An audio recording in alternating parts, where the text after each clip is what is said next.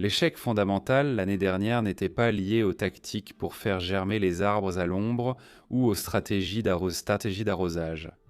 C'était le fait que j'ai tenté ma chance et que je me suis contenté d'attendre en espérant que ça marche. Et cette année, ça ne marchera pas. Je ne peux pas continuer à cause de la lassitude du public sur YouTube. YouTube finance tout ça et je vais simplement perdre mon audience cet été si je n'ai pas de succès, ce qui veut dire que je devrais arrêter. Dos au mur, je suis motivé à essayer encore et encore, encore et encore, jusqu'à ce qu'on trouve la solution.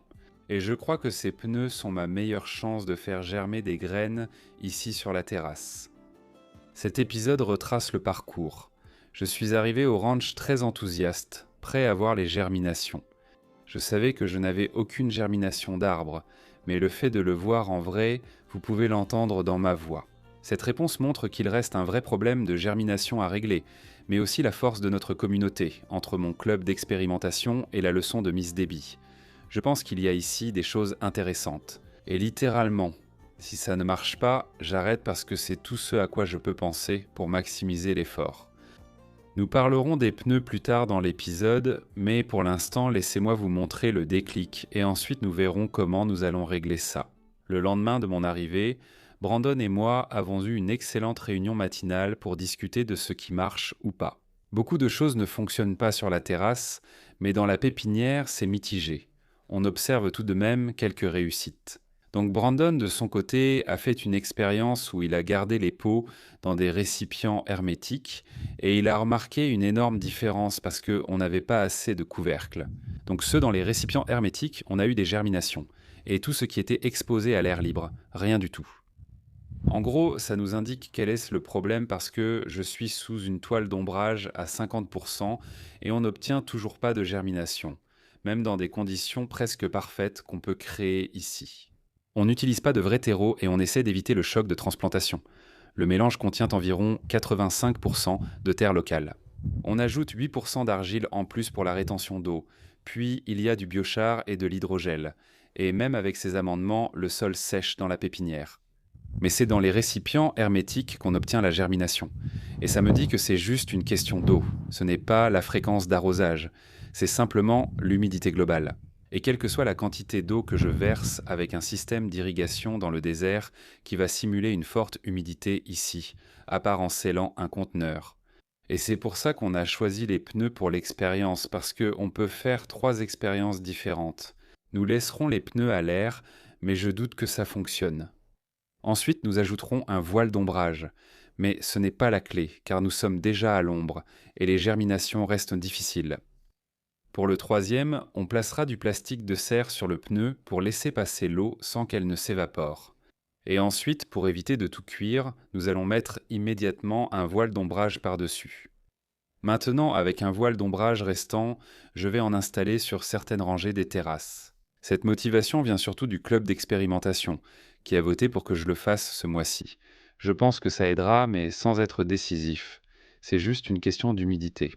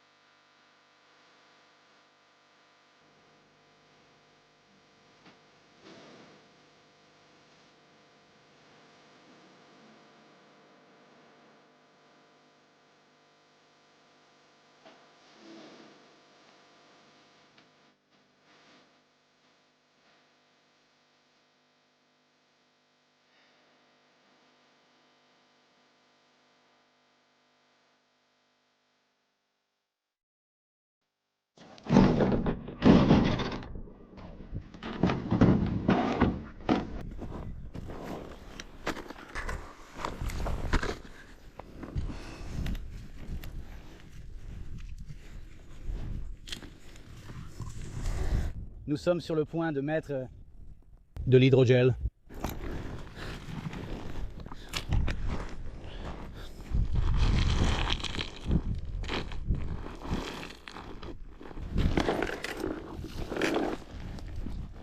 Eh bien, ça fait beaucoup, mais ce n'est pas grave.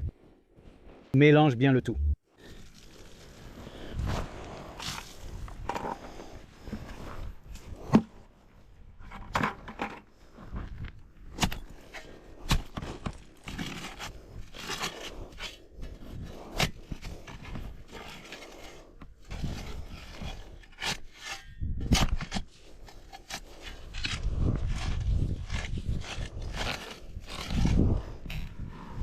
Je pense que je crée un incubateur à crotal.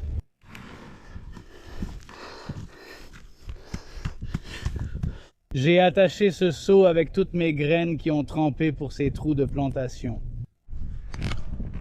Et puis... ouais. J'ai envie de pleurer. Le mûrier. Oh, pitié. Quelle catastrophe! Le vent a emporté mon seau avec les graines. Je l'avais attaché à cette machine, mais... je m'y suis mal pris. J'ai mal fait. Ce sont les jujubes. Ils sont faciles à voir. Jujube. Disons date chinoise. Je préfère ça.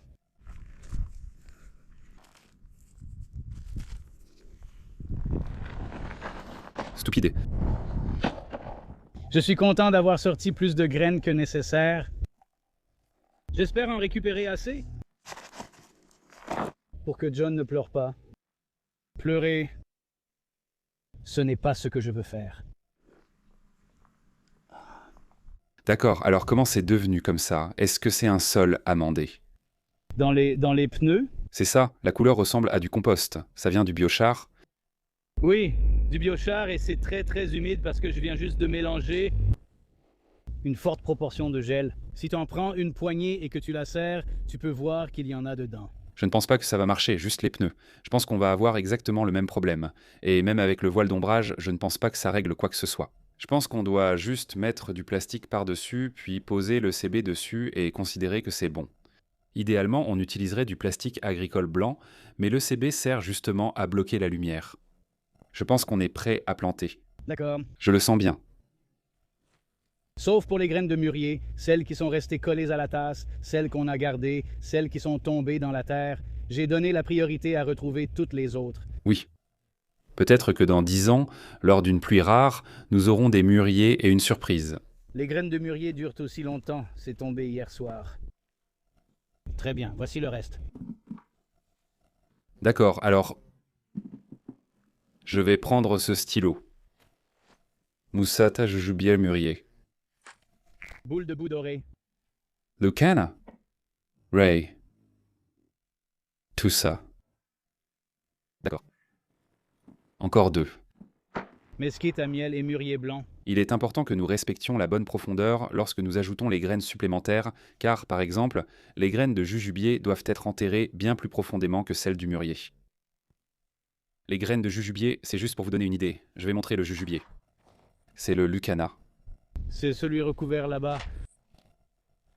Donc ces graines de jujubier, j'espère que vous pouvez voir l'angle, mais elles ressemblent presque à des cacahuètes. Et puis ça, c'est de l'acacia doux.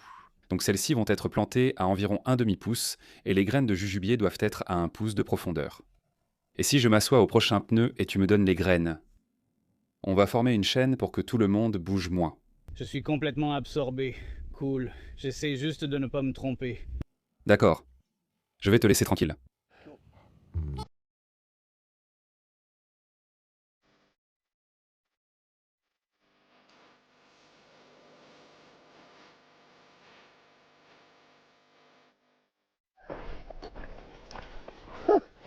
Je croyais que tu étais bleu, mais je me suis trompé.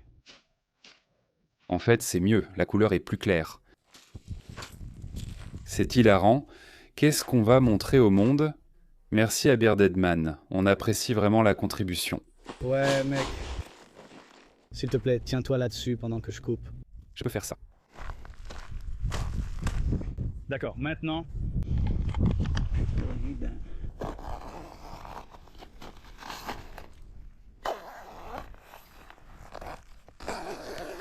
Cette finition est fantastique. C'était ce matin. On dirait que tu ouvres une fermeture.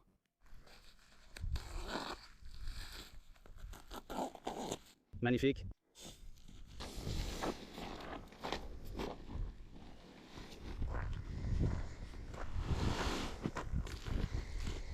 Les tapis d'abord, puis le CB?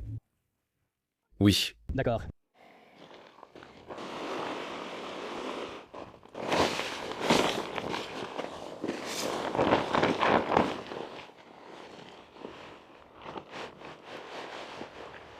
Je dois faire ma blague habituelle. J'aurais aimé qu'on ait quelques pierres sous la main. C'est drôle à chaque fois. Merci pour votre indulgence, monsieur.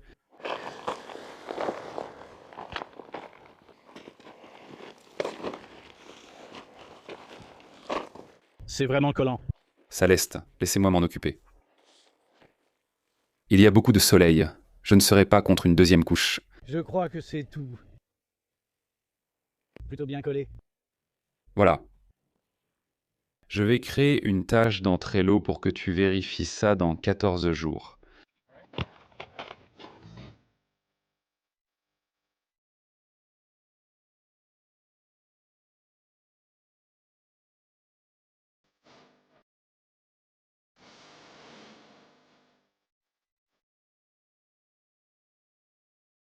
Avant d'arriver, je savais qu'il y avait des germinations.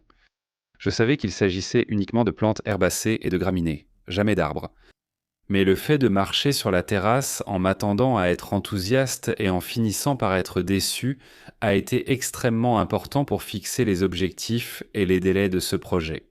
Ce que je veux faire, c'est vous montrer le parcours émotionnel en marchant ici.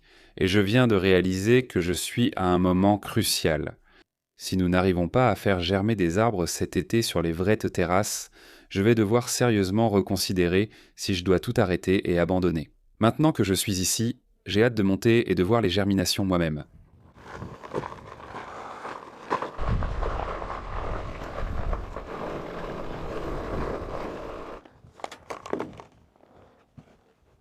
Très bien, allons jeter un coup d'œil. Voilà, il y a de l'herbe, c'est un bon début. De l'herbe. Bien. La raison pour laquelle toute cette herbe pousse n'est pas parce que j'ai semé des graines d'herbe.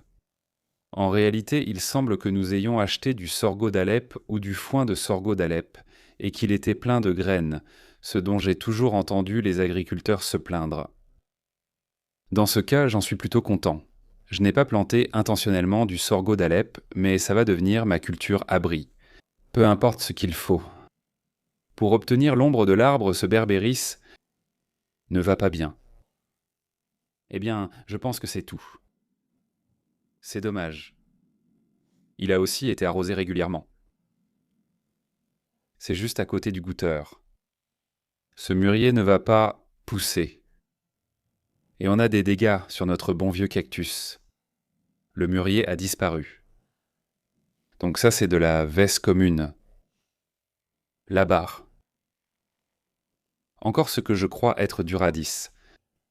Oh, j'aurais vraiment aimé qu'il me parle du mûrier. Pour augmenter les chances de réussite, j'ai ajouté encore plus de graines au mélange et j'ai évité le pré-traitement. Donc on a juste tout mis par terre. Et l'une des choses que j'ai incluses était un mélange pour prairie. C'est simplement l'idée d'une culture abri, juste pour avoir de l'ombre immédiate et aider tout à démarrer. Nous commençons la visite sur SW2, qui est la deuxième terrasse. J'ai choisi SW parce que la terrasse s'étend vers le sud-ouest, et un romarin n'a pas bien poussé non plus. Herbé. Encore plus de choses poussent là-bas. Ceci est la plantation plus récente. Cela fait environ 2 semaines. En retard sur la section suivante. Cela couvrira. Il y a encore un peu de vesse, de l'herbe et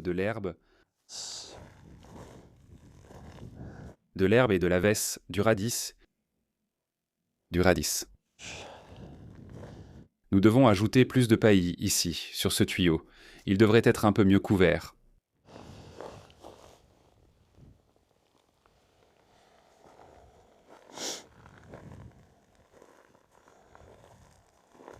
Ceci est du sorgho. Donc on a du sorgho qui pousse, ce qui est bien. Des trucs ont été grignotés. Eh! Ah! Oui. Je suis presque sûr que c'est, une légumineuse.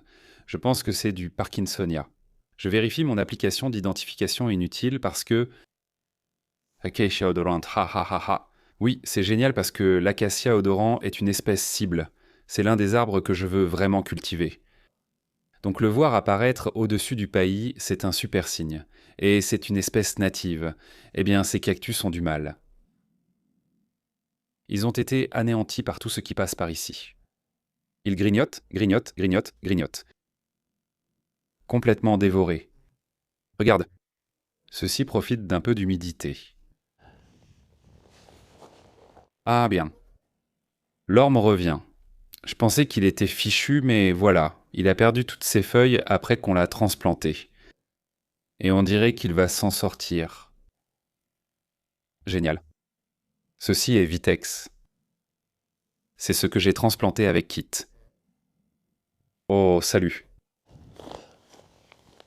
D'accord. On dirait cet acacia doux que je viens d'identifier.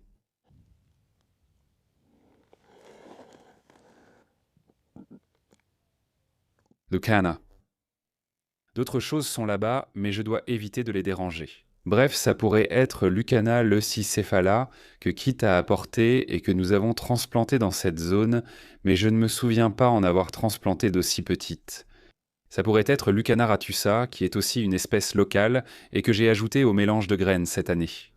Et en fait, je préfère un peu celle-là. Vitex se porte très bien. Encore plus de Vitex. Encore plus de Vitex. La guêpe tient le coup. Celui-là a l'air fantastique. La couleur s'améliore vraiment. Tu veux le voir? Un vert terne, ce n'est pas bon signe. Ce qu'on veut, c'est qu'il devienne vraiment vert foncé. C'est un joli vert éclatant. C'est ce que tu veux voir. Je vais m'éloigner un peu de la rangée. J'ai vu quelque chose que je voulais regarder de plus près.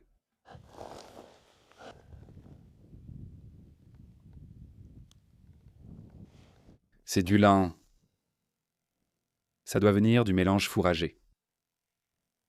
Certaines des agaves semblent avoir besoin d'un peu d'attention.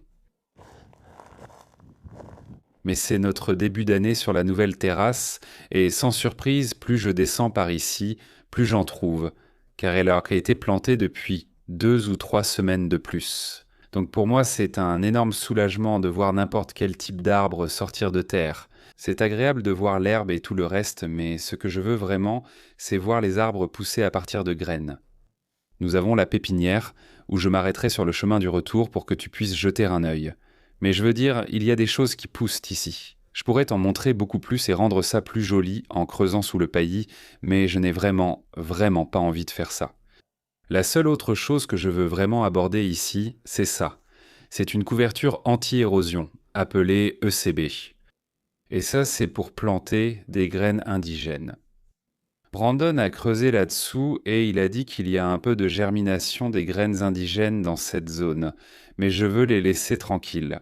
Avec un peu de chance, ils formeront un petit couvert végétal correct. Et on les a arrosés, mais je ne pense pas qu'il se passera quoi que ce soit tant qu'ils n'auront pas une bonne pluie. Et dès qu'on verra des choses sortir, comme tous ces oiseaux, je ne sais pas si ça s'est vu à la caméra, mais tous ces oiseaux traînent par ici. J'espère qu'ils ne prennent pas mes graines, et je devrais t'emmener par ici pour te parler d'une petite expérience qu'on a décidé de faire. Cette partie de la terrasse est juste assez large pour qu'on puisse mettre une rangée de paillis ici. Et ce que Brandon fait, c'est simplement creuser à la main, pour qu'il puisse ajouter des amendements de sol, du fumier, du biochar et de l'argile. Et puis quand il reviendra, on va simplement planter des arbres ici, dans cette section, ou des graines d'arbres ici, dans cette section. Et on installera la ligne d'irrigation depuis là-bas jusqu'ici par ici. Et puis on va simplement terminer ici, là où on a tout cet espace supplémentaire. Mais pour l'instant, allons voir la terrasse d'origine et voir comment elle se porte. Et je sais que beaucoup d'entre vous ont du mal à se rappeler où se trouve chaque chose. Donc voici la nouvelle terrasse. Et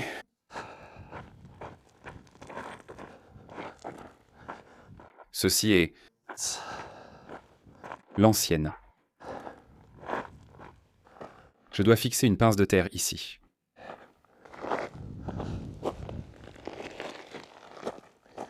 D'accord, oh waouh.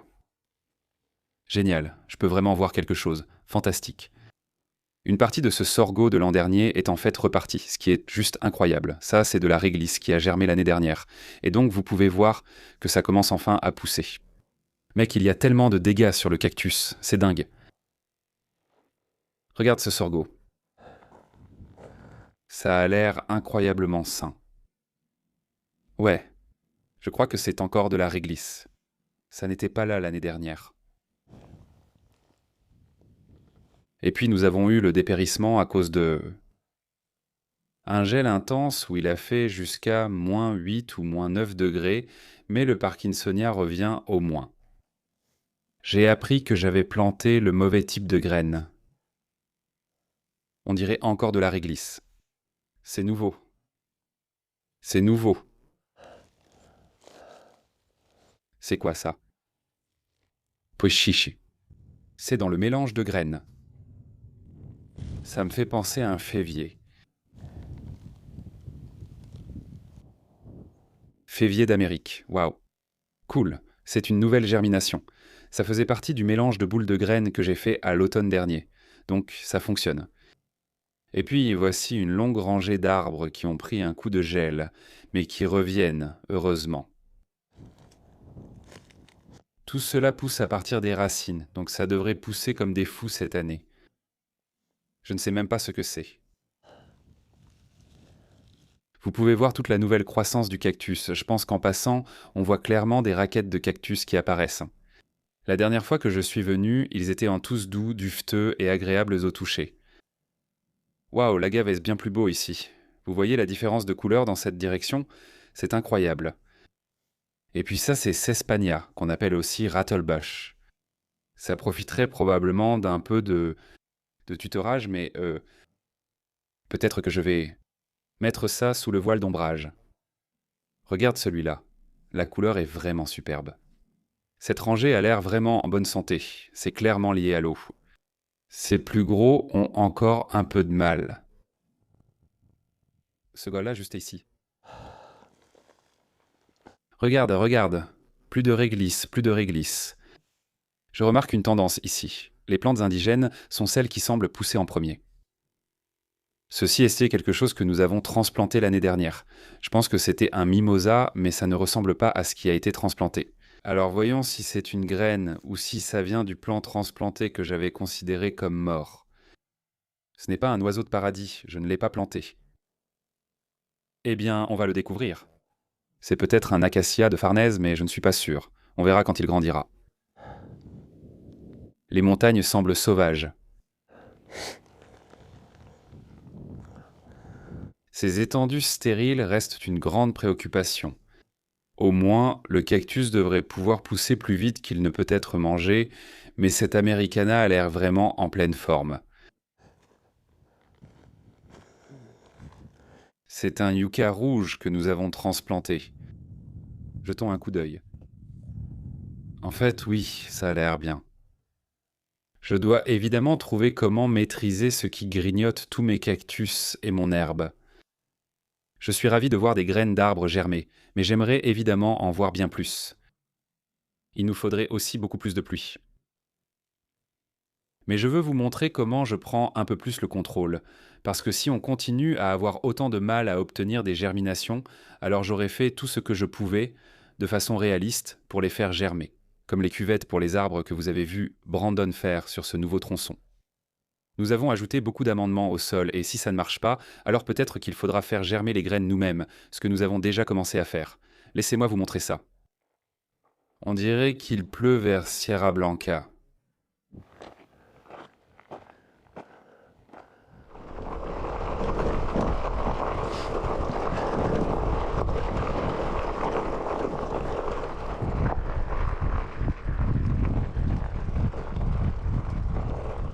Laissez-moi vous montrer par ici.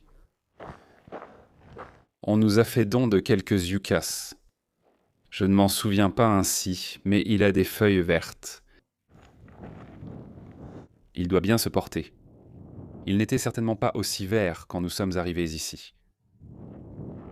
Bon, allons dans la pépinière.